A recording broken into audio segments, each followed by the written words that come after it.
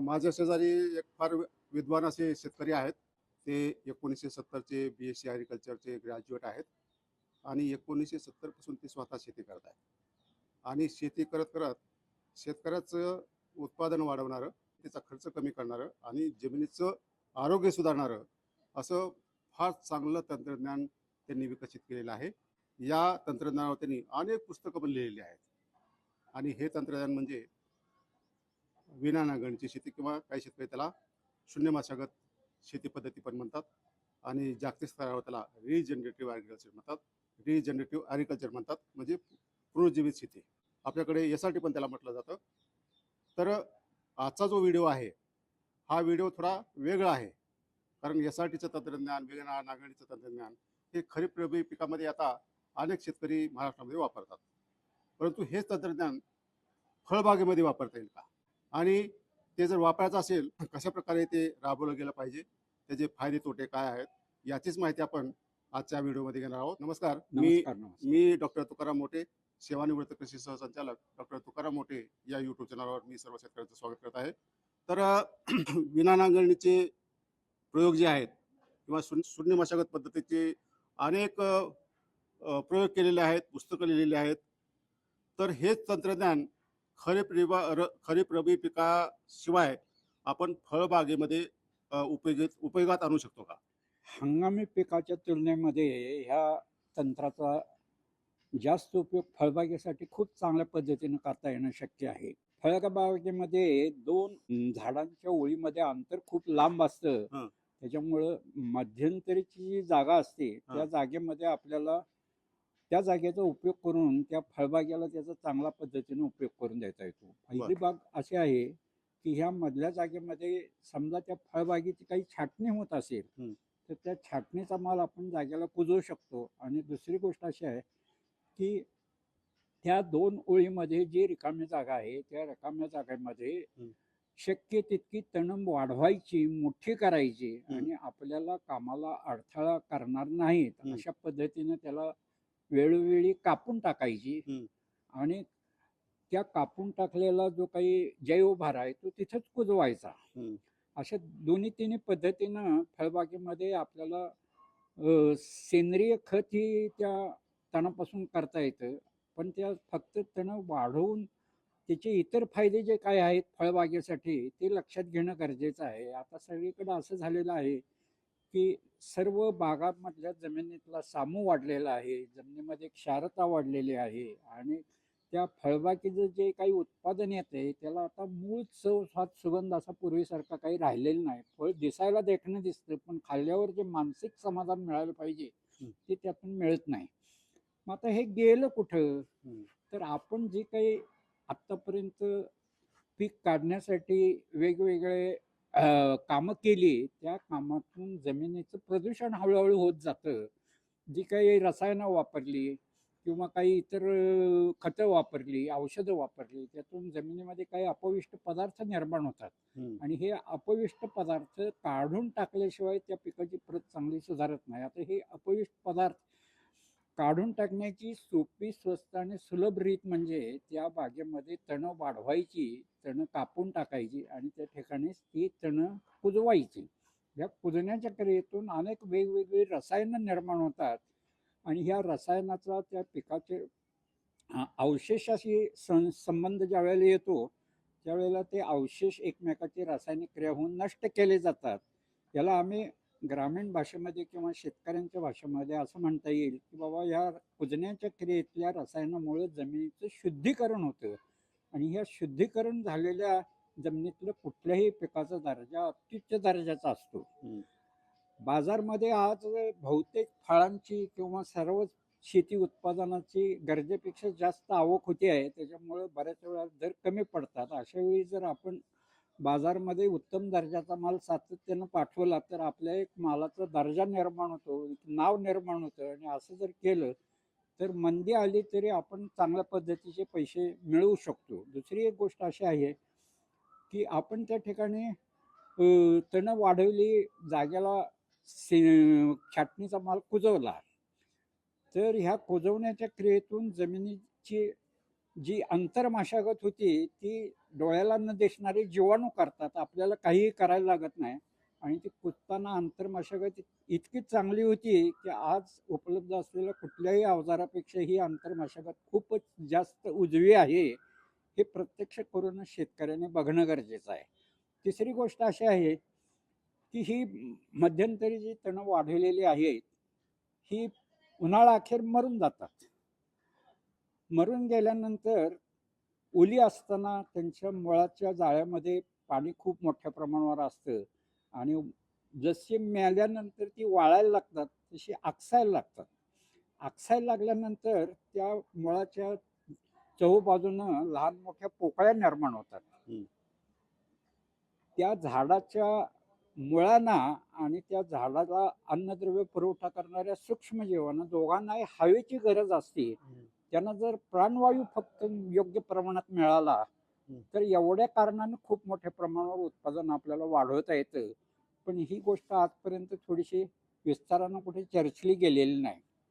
तर नुसतं हवेचं व्यवस्थापन आपल्याला या दृष्टीनं फुकट करता येतं. आपण जर बागेमध्ये आंतरमशागत केली तर ह्या मुळाचं जाळ्याचा चुरा होतो आणि जी काही पोकळ्या निर्माण होऊन हवा खेळायची ती आपण आपल्या हातानं पैसे खर्च करून नष्ट करतो. आता दुसरी गोष्ट अशी आहे, आपण आजपर्यंत जी बागेला खतं देत आलो, ती खतं जनावरांचं शेणखतामधनं देत आलो. जनावराला किती प्रकारची वैरण दिली जाते, तर जास्तीत 2-4 प्रकारच्या वनस्पतीचीच वैरण दिली जाते. मग 2-4 प्रकारच्या वनस्पतीचं ते शेणखत हे प्रतिनिधित्व करतं. याच्यापेक्षा कित्येक प्रकारच्या वनस्पतीपासून जर खत तयार झालं, तर ते शेणखतापेक्षा खूप चांगल्या दर्जाचं असतं. आता ह्या दर्जामुळं आपल्या ग्रामीण भाषेमध्ये किंवा पूर्व परंपरेमध्ये आपण म्हणतो की एखादं पीक सतत घेणं चांगलं नाही, त्याच्या ठिकाणी बेवड व्हायला पाहिजे. बेवड ही खूप महत्वाची प्रक्रिया आहे. तर आपण ज्या वेळेला मधल्या पट्ट्यामध्ये विविध प्रकारची तण वाढवतो त्यावेळेला विविध प्रकारचे फळबागेमध्ये बेवड होतात. तुम्ही जर सतत जमीन स्वच्छ ठेवायला लागला तर हे एक मोनोकल्चर आहे. एका बाजूला मोनोकल्चरला आपण नावं ठेवतो आणि सगळी आपली शेती जवळपास मोनोकल्चरच करतो.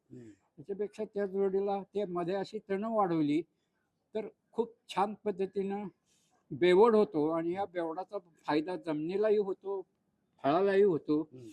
दुसरी एक गोष्ट अशी आहे, फळबाग जी आहे ह्या ठिकाणी दर्जा चांगला मिळवणं याच्यापेक्षा आज उत्पादन कसं जास्त मिळेल इकडे या शेतकऱ्यांचं जास्त लक्ष आहे. आता इथून पुढं आपल्याला दर्जा जास्त मिळवण्याची गरज आहे. ज्याचा दर्जा चांगला असेल त्याचाच माल बाजारात चांगल्या दर्जाने विकला जाईल, ह्याच्याकडे आपण लक्ष देणं गरजेचं आहे. आता मी बरेच वर्ष कृषी विभागामध्ये काम केलेलं आहे. काय प्रयोग शेतकऱ्याच्या शेतावर पण केले, शेतकऱ्याचे प्रयोग केलेले पाहिले.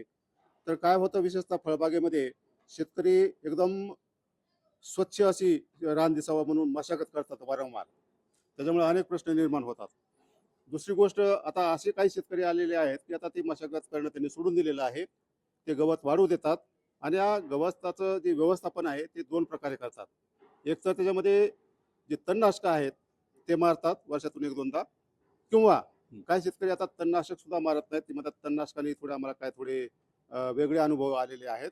तर ते वर्षातून 3 ते 4 वेळेस फक्त कापणी करतात.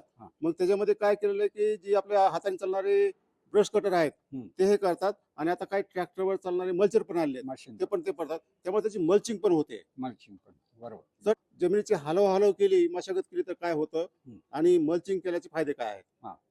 आता पहिली गोष्ट मला या ठिकाणी एक अशी सांगायची आहे की जमिनीत मुळाचं जाळं केवढं असतं ह्याविषयी आपण जमीन खोदून काही फारसं बघत नाही कधी. जमीन नांगरून टाकतो आणि जमीन स्वच्छ ठेवतो आणि यातून मुळाचं जाळं ते सगळं मोडलं जातं.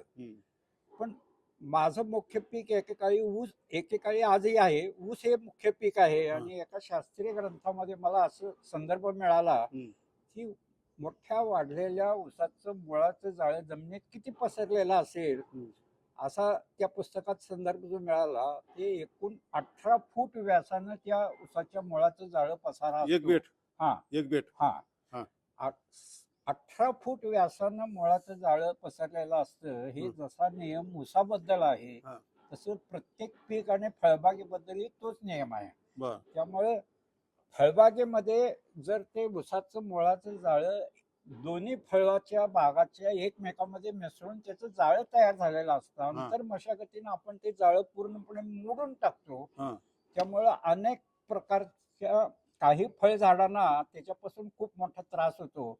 आता विशेष करून मोसंबी, संत्री ह्या लिंबूवर्गीय फळबागेमध्ये फळगळ आज खूप मोठ्या प्रमाणावर होती. हम्म. आणि ह्या फळगळीच्या प्रश्नामुळे त्याच्यावर काही मार्ग नाही म्हणून अनेक लोकांनी बागा सुद्धा काढलेल्या आज हम्म. ऐकिवात येते. हम्म.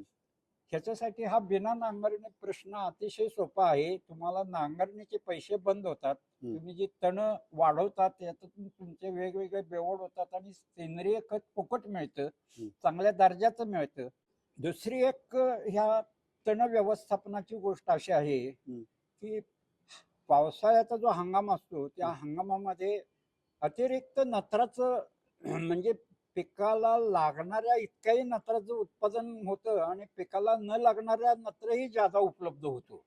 अतिरिक्त नत्र अशा वेळी तो अतिरिक्त नत्र खाणारा मुख्य झाडाला स्पर्धक जर असला तर तो अतिरिक्त नत्र तण खातात आणि झाडाचं संतुलित पोषण होतं. झाडाचं संतुलित पोषण होणं हे कसं महत्वाचं आहे तर अतिरिक्त नत्र जर झाडाने खाल्ला तर त्याच्या पानामध्ये नत्राचं प्रमाण गरजेपेक्षा जास्त वाढतं आणि आपणच आपल्या हाताने त्या झाडाला रोग आणि किडीला आमंत्रण दिल्यासारखं आहे. आणि मग आपण रोग कीड आले म्हणून औषध फवारणी मारतो, पण रोग कीड का आली ह्याचा मुळापर्यंत जाऊन अभ्यास जर केला तर पीक आणि तण ह्याचा सहयोग केला तर आपल्याला रोग किडी कमी करता येतात, औषध फवारण्या कमी करता येतात.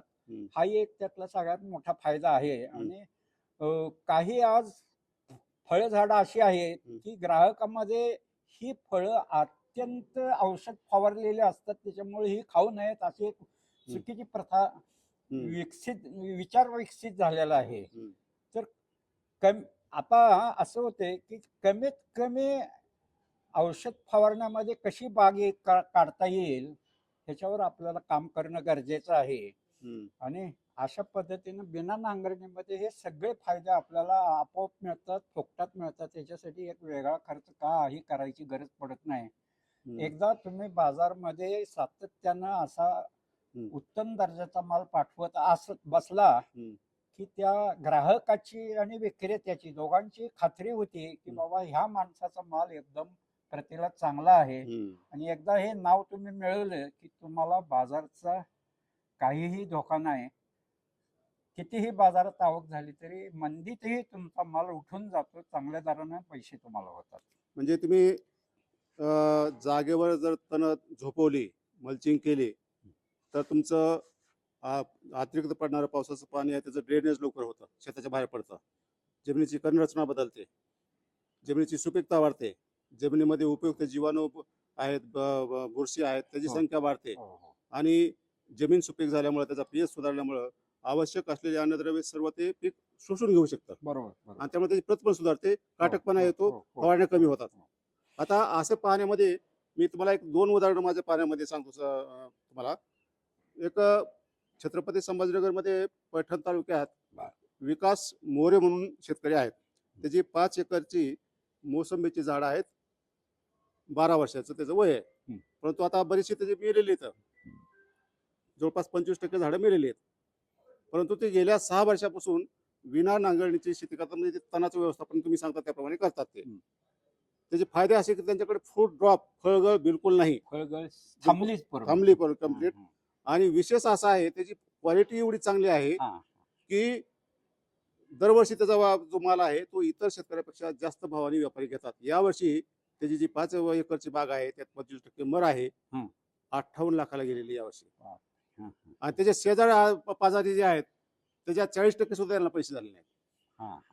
आणि एवढं त्याच्यामध्ये आहे. आणि त्याची विशेष म्हणजे जमीन चोपन आहे. परंतु आता जर तुम्ही अनवाणी पायाने चाललं गादीवर चालल्यासारखं होतं, म्हणजे चोपन जमिनीची मध्ये सुद्धा सुधारणा होते. आणि यावर्षी पावसाचं प्रमाण खूप होतं, अतिवृष्टीची होती, जवळपास 1.5 महिना त्या शेतामधून पाणी वाहत होतं तरी त्याची झाड फक्त 5 मिली, फक्त 5.